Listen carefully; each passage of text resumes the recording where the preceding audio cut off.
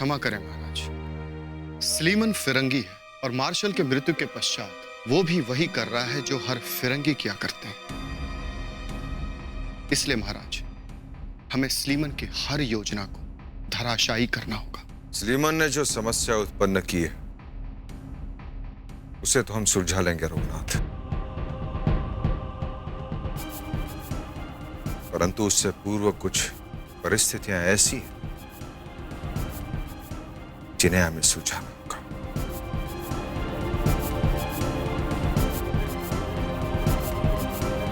महाराज, महारानी ने संदेश भेजा कि वो आपसे मिलना चाहती है।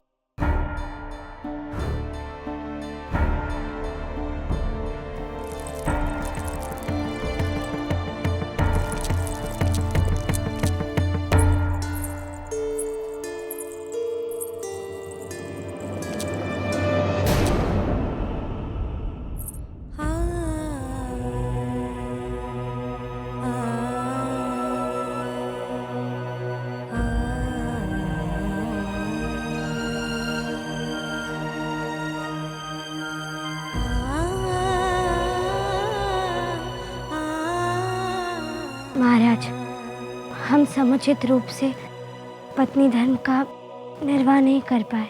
और यही नहीं, आपने हमारे विश्वास को ठेस पहुंचाई है। महारानी की गरिमा खंडित कर दिया आपने।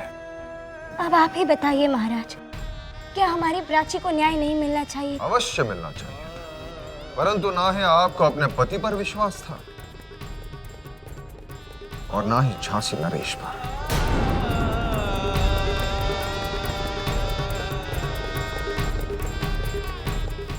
परंतु ना ही आपको अपने पति पर विश्वास था और ना ही झांसी नरेश पर। महाराज, हमारी आंखों के सामने प्राची को।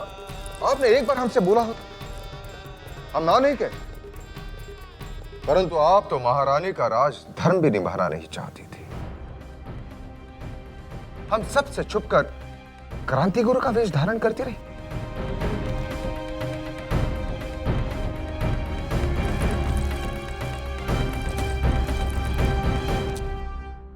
आपके दृष्टि में ना ही हम योग्य शासक हैं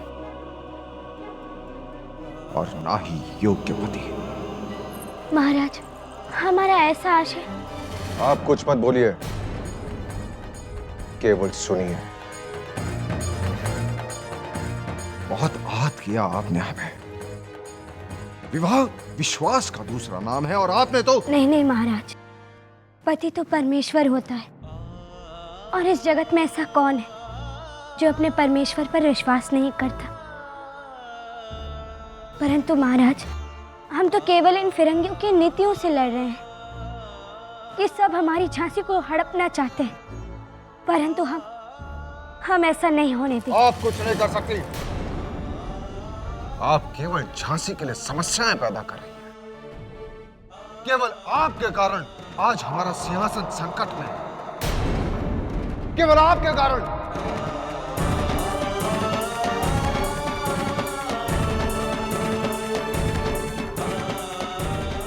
केवल आपके कारण मार्शल की हत्या से इन फिरंगियों को और एक अवसर मिल गया है। उनका कहना है कि क्रांति गुरु को उन्हें सौंपा जाए, अन्यथा झांसी राज्य हमारे हाथ से चला जाएगा।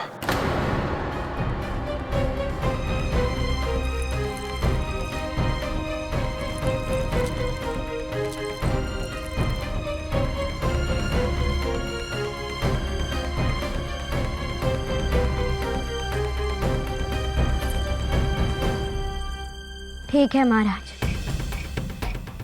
झांसी यदि क्रांति गुरु को समर्पित कर देने से बच जाती है तो फिर हम इन फिरंगियों के समक्ष आत्मसमर्पण करने के लिए तैयार हैं।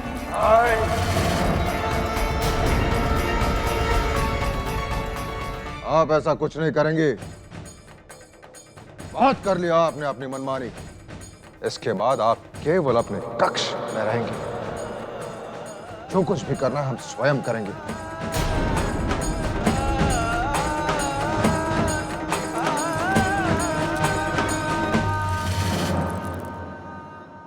साहब से एक निवेदन है।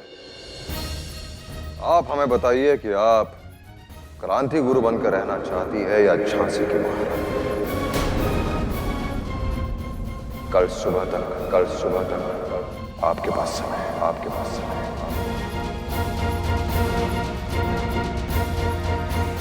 आप हमें बताइए कि आप क्रांति गुरु बनकर रहना चाहती है या झांसी की महारानी।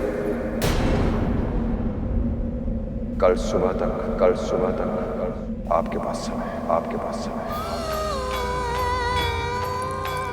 महाराज, कृपया इतनी बड़ी परीक्षा ना लीजिए। हमारे लिए दोनों ही बातें त्यागना असंभव है। एक हमारे लिए धर्म है तो दूसरा हमारे लिए कर्म। यदि मनुष्य धर्म छोड़ दे तो वो धर्महीन, और यदि कर्म छोड़ दे तो वो कर्महीन। महाराज, जीवन तो धर्म और कर्म के बिना अर्थहीन ही होता है ना। महाराज, हमें बीच मझधार में ना छोड़िए। आप हमारे लिए जो निर्णय लेना चाहें ले लीजिए। आपकी लक्ष्मीबाई उफ तक नहीं करेगी। निर्णय आपको लेना है।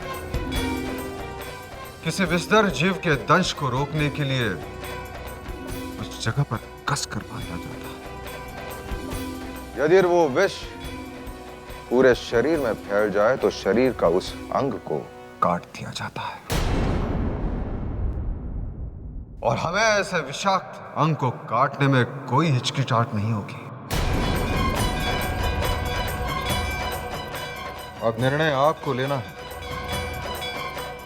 आप नारी हैं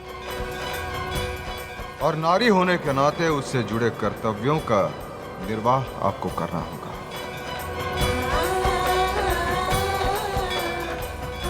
आपको झांसी का उत्तराधिकारी देना है। हमने विवाह इसी प्रयोजन से किया था। झांसी में योद्धाओं की कमी नहीं है, और ऐसे योद्धा की हमें आवश्यकता भी नहीं, जिसके क्रियाकलाप संदिग्ध और राज्य के विघटन का कारण बने। महाराज, आपने एक पति और एक राजा के दृष्टिकोण से सोचा। एक पल हमारी दृष्टिकोण से सोचिए। हम धर्म और कर्म में से किसे छोड़े और कैसे छोड़े?